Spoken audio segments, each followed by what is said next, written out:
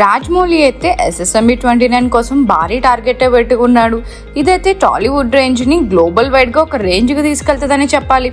ఆ వివరాలన్నీ చూసుకునే ముందు మన ఫిల్మీ బౌల్ ఛానల్ని లైక్ చేయండి, షేర్ చేయండి, సబ్స్క్రైబ్ చేసుకోండి. Hello movie lovers, Oscar academy 2027 నుంచి స్టంట్ డిజైన్ కేటగిరీని ప్రవేశపెట్టినట్లు ప్రకటించింది.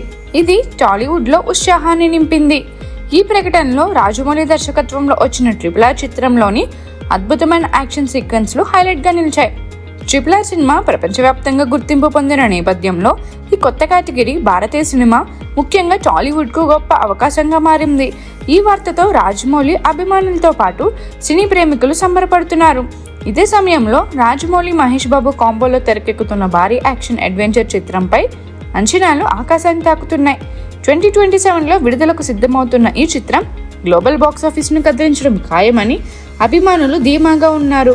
రాజమౌళి మార్క్ యాక్షన్ సీక్వెన్స్లు, హాలీవుడ్ స్థాయి స్టంట్స్తో మహేష్ బాబు స్క్రీన్పై సందడి చేయనున్నారని టాక్ నడుస్తుంది. ఈ ప్రాజెక్టులో మహేష్ బాబు కెరియర్లోనే అత్యంత గొప్ప యాక్షన్ అవతారాన్ని ఆవిష్కరించనున్నారని సినీ విశ్లేషకులు అంచనా వేస్తున్నారు. RRR తర్వాత రాజమౌళి మరోసారి ఆస్కార్ స్టేజ్పై సత్తా చాటే అవకాశం ఉందని సినీ వర్గాలు భావిస్తున్నాయి. కొత్తగా ప్రవేశపెట్టిన స్టంట్ డిజైన్ కేటగిరీలో ఈ చిత్రం బలమైన పోటీదారులుగా నిలిచే సామర్థ్యం ఉందని నమ్ముతున్నారు. మహేష్ బాబు అభిమానులు ఇప్పటి నుంచే సినిమాలోని స్టంట్స్ను ఊహించుకుంటూ జోష్లో మునిగిపోయారు.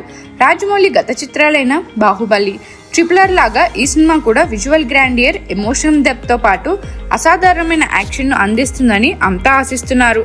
ఈ భారీ యాక్షన్ ప్రాజెక్ట్ టెక్నికల్గా, కథపరంగా ఏ స్థాయిలో సంచలనం సృష్టిస్తుందనేది ఆసక్తికరంగా మారింది.